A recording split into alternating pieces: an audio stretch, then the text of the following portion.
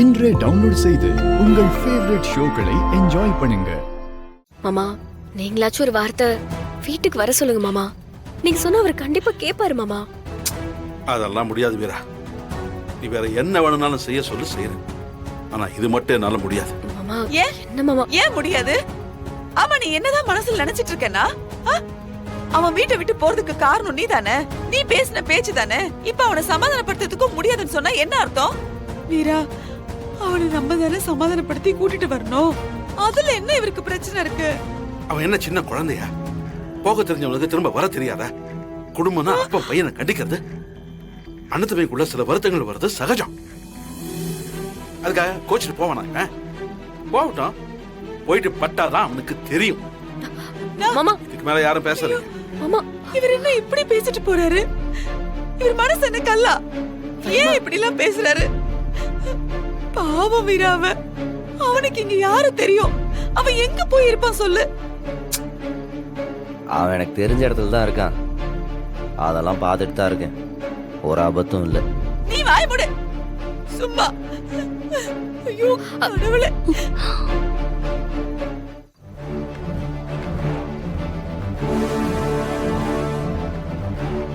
அவ்வளவு கோவமா அவனை திட்டிட்டு அவன் வீட்டை விட்டு போனதும் அவரால் அதை தாங்க முடியுதா பாத்தியா? இவரை புரிஞ்சுக்கவே முடியலடா. டேய், நம்மளை அடிச்சாலும் திட்டினாலும் அவரோட பிள்ளைங்கடா. நம்ம பாசம் இல்லாம போயிடுமா? என்ன இதை அவன் புரிஞ்சுக்கணும். எப்ப புரிஞ்சுக்கிட்டு திரும்ப வருவானோ.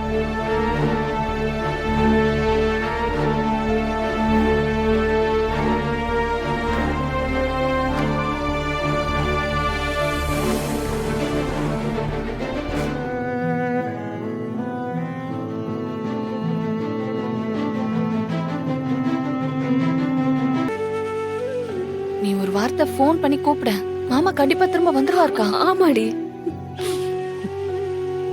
மத்தவங்களோட வார்த்தைக்கு இல்லாத சக்தி உன் வார்த்தைக்கு இருக்குக்கா.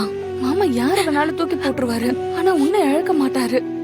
உன் மேல அவர் உயிரையே வச்சிருக்காருக்கா. ப்ளீஸ்க்கா, நீ போன் பண்ணி கூப்பிடுக்கா.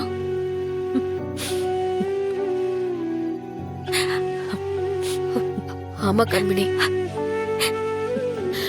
இங்க பாரு, உனக்கு ராகு மாமா மேல இருக்கிற கோவத்தை எல்லாத்தையும் ஒதுக்கி வச்சுட்டு அவர்கிட்ட கொஞ்சம் பேசிடி. இந்த நேரத்துல அவருக்கு வேற யாராலையும் ஆறுதல் கொடுக்க முடியாதுடி. வேற யாரு சொன்னாலும் அவரு கேட்கவும் மாட்டாரு. நீ பேசிடி. வேண்டாம். ஏன்? ஏண்டி? இல்ல வீரா, இப்பதான் அவரு தானா சுயமா ஏதாவது ஒண்ணு பண்ணணும்னு முடிவு பண்ணிருக்காரு. அது எனக்கு சந்தோஷமா தான் இருக்கு.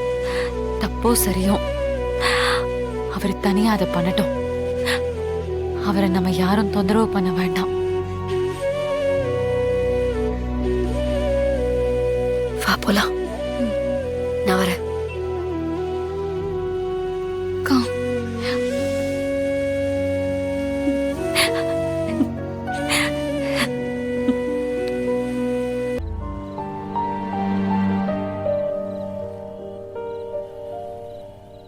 வீரா,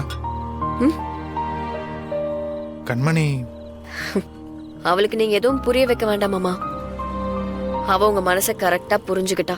உங்களுக்கு எது சரின்னு அவளுக்கு புரியுது. சீக்கிரம் வீட்டுக்கு வந்துருங்க மாமா, அதுதான் எங்களுக்கு தேவை. நீங்க உங்க முடிவுல தெளிவா இருந்தாலும் அந்த முடிவை எப்படியாவது மாத்திக்கணும்னு தான் நாங்க ஆசைப்படுறோம். எங்களை பொறுத்த வரைக்கும் நம்ம குடும்பம் எப்பவுமே ஒத்துமையா இருக்கணும் மாமா. மாமா, நம்மளோட வரவு செலவு மாறலாம், பிசினஸ் மாறலாம், ஆனா ஒரே வீட்டுலதான் நீங்க அண்ணன் தம்பிங்க 3 பேருமே இருக்கணும். அதான மாமா எல்லாரோட கனவு, ஆசை எல்லாமே.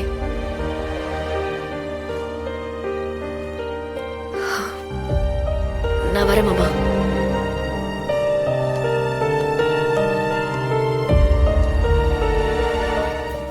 அவன் நம்பிக்கையோட ஒரு விஷயத்த பண்றேங்கிறான். அதுக்கு மேல அவனை தடுத்து எழுதிட்டு வந்தா தப்பா இருக்காது?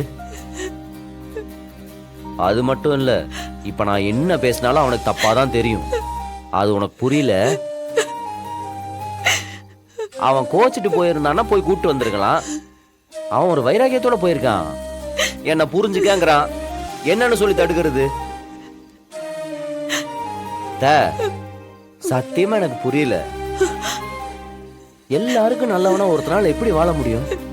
இப்ப நான் வெளியே போகாதரா, இப்பெல்லாம் பண்ணாதரான்னு சொன்னா உடனே எனக்கு விவரம் இல்லையா அப்படின்னு என்ன கேள்வி கேட்கறான். அதுக்கு நான் என்ன பதில் சொல்றது? சொல்லு.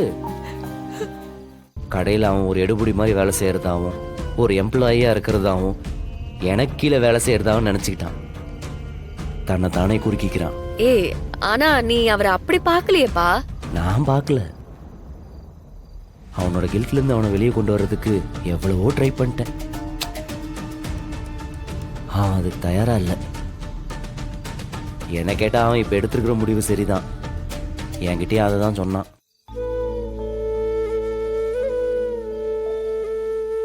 நல்லா இருக்கட்டும், அவனும் தனியா போய் ஒரு பிசினஸ் பண்ணி ஆளாகட்டும். அப்பா முன்னாடி ப்ரூவ் பண்ணட்டும்.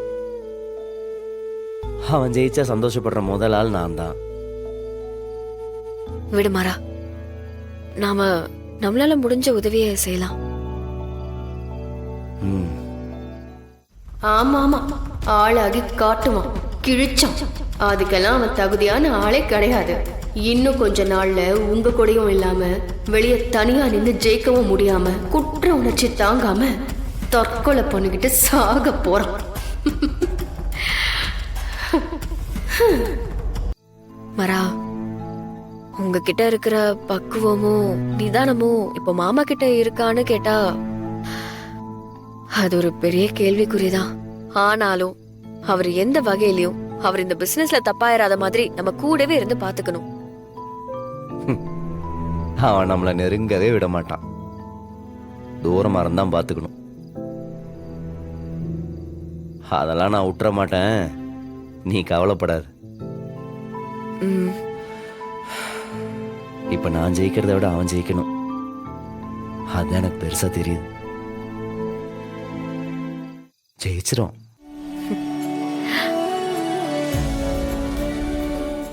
என்னடா வந்தவன் வீட்டுக்குள்ள வராம வாசல்ல இல்ல, நிக்கிற? அது- என்னடா நீ? வா வா வா. அத்தை, வாடா.